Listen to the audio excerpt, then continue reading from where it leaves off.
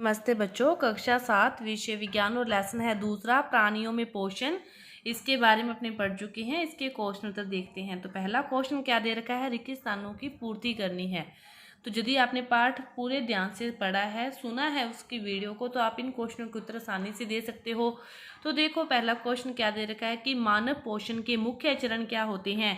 पहले अपने भोजन को अंतः ग्रहण करते हैं, फिर उसका अवशोषण करते हैं, उसका स्वांगीकरण करते हैं, फिर उसका निष्कासन करते हैं। ये सारे इसके चरण हैं।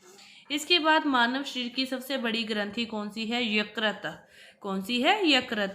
इसके बाद है अमाशय में हाइड्रोक्लोरिक अम्ल एवं पाचक रसों का स्राव होता है जो भोजन प्रक्रिया करता है। फिर है छोटी आंत की जो आंतरिक भित्ति पर उंगली के समान जो अनेक प्रवर्ध होते हैं उन्हें क्या कहते हैं, दीर्घरोम कहते हैं। और अमीबा अपने भोजन का पाचन किस में करता है, खाद्यादानी में करता है, खाद्यादानी में करता है। इसके बाद है सत्य असत्य कि मंड का पाचन अमाशय से प्रारंभ होता है। नहीं, मंड का पाचन अमाशय से पहले ही प्रारंभ हो जाता है। इसके बाद जीव लाला ग्रंथि को भोजन के साथ मिलाने में सहायता करती है। बिल्कुल सही बात है। पित्ताशय में जो पित्त रस है वो अस्थायी रूप से भंडारित होता है। यह भी बिल्कुल सत्य है। रूमिनेंट निगली हुई घास को अपने मुख में वापस लाकर धीरे धीरे चबाते हैं। तो यह भी सत्य है। इसके बाद देखो सही विकल्प का चयन करना है। वसा का पूर्ण रूपेण पाचन जिस अंग के द्वारा होता है वह अंग कौन सा है, छोटी आंत। छोटी आंत से होता है। और जल का अवशोषण मुख्यतः जिस अंग द्वारा होता है उसे क्या कहते हैं, बृहदांतर कहते हैं, बड़ी आंत कहते हैं। इसके बाद मिलान करना है। मिलान करने हैं। जो कार्बोहाइड्रेट है ये किस में है, शर्करा में। इसके पाचक उत्पाद प्रोटीन, एमिनो अम्ल है, और वसा फिर वसा अम्ल और ग्लिसरोल है।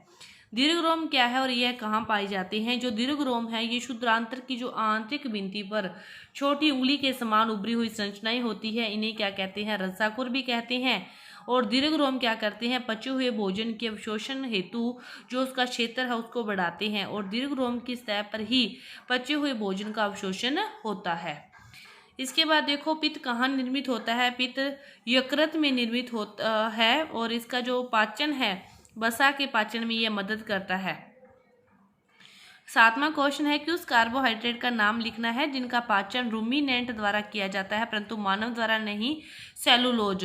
सेलुलोज का पाचन मानव द्वारा नहीं किया जाता क्योंकि इसको पचाने के लिए जो क्षमता है वो किसमें, रूमिनेंट में पाई जाती है, मानव में नहीं। क्या कारण है कि हमें ग्लूकोज से ऊर्जा प्राप्त होती है। क्या कारण है कि हमें ग्लूकोज से जो ऊर्जा है वो तुरंत प्राप्त होती है। हमें ग्लूकोज से ऊर्जा तुरंत प्राप्त होती है क्योंकि कोशिकाओं में ग्लूकोज ऑक्सीजन की मदद से कार्बन डाइऑक्साइड और पानी में आसानी से टूट जाता है और उससे ऊर्जा निकल जाती है। इसके बाद देखो ये कौन से भाग में निम्न क्रियाएं संपन्न होती है। बचे हुए भोजन का पाचन। पचे भोजन का पाचन कहाँ होता है, छोटी आंत में होता है। भोजन को चबाना तो मुख गुहिका से ही शुरू हो जाते हैं। जीवाणु नष्ट करना इसका कार्य अमाशय करता है। और भोजन का संपूर्ण पाचन भी कहाँ होता है, छोटी आंत में ही होता है। और मल का निर्माण होता है बड़ी आंत में। मल का निर्माण होता है बड़ी आंत में। मानव व अमीबा के पोषण में कोई एक समानता और एक अंतर। समानता तो यही है कि भोजन के पाचन और उससे जो प्राप्त ऊर्जा होती है उसकी प्रक्रिया अमीबा के साथ साथ इंसानों में दोनों में क्या होती है, समान होती है। अंतर क्या है, अमीबा में जो पाचन की प्रक्रिया है वो सरल होती है लेकिन मनुष्य में एक जटिल प्रक्रिया है और बहुत ही लंबे चरणों के माध्यम से अंत्यग्रहण से शुरू होकर उत्सर्जन तक इसको काफी टाइम लगता है। यह एक काफी जटिल प्रक्रिया है। इसके बाद देखो 11वां क्वेश्चन। 11वें में आपको क्या करना है, मिलान करना है। लाला ग्रंथि का संबंध किससे है, यह क्या करती है, लाला रस का स्रावन करती है। और अमाशय क्या करता है, अमल का निर्मोचन करता है। अमाशय अमल का निर्मोचन करता है। और यकृत क्या करता है, पित्त रस का स्रवण करता है। और मलाशय का मल त्याग, मलाशय का कार्य क्या है, मल का त्याग करना। और शुद्रांतर का कार्य क्या है, पाचन का जो पूरा करना कार्य। और बृहदांतर का क्या कार्य है, जल का पाचन करना। और बिना पचे भोजन का क्या करना, भंडारण करना। ये दोनों ही कार्य इसके हैं। इसके बाद देखो 12.2.11 में दिए हुए पाचन तंत्र के आरेख को नामांकित करना है। इसको आपको नाम देने हैं कि यकृत कौन सा है। तो ये वाला भाग क्या है, यकृत है। और पित्ताशय है ये वाला भाग आपका। इधर से देखो तो ये अमाशय है।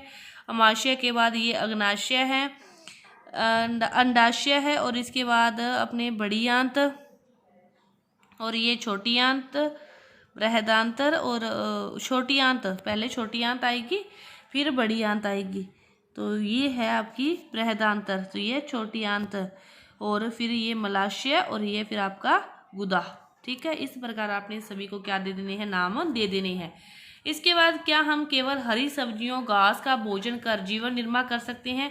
तो कच्चे जो पत्तेदार सब्जियां हैं, घास, एक दोनों क्या है, सेलुलोज से समृद्ध होती हैं। लेकिन मनुष्य हैं और कई जानवर और भी हैं जो कि सेलुलोज का पाचन अपने नहीं कर सकते, अपने अंदर वो चीज़ें, वो विशेष एंजाइम नहीं है जो कि सेलुलोज का पाचन कर सकें। इसीलिए हम इनको कच्चे रूप में खाकर अपने जीवन का निर्वाह नहीं कर सकते, इनको उबले हुए या पके रूप में खाकर हम उसको पचा सकते हैं। तो आपके जो पाठ है प्राणियों में पोषण, ये पूरा हुआ। धन्यवाद।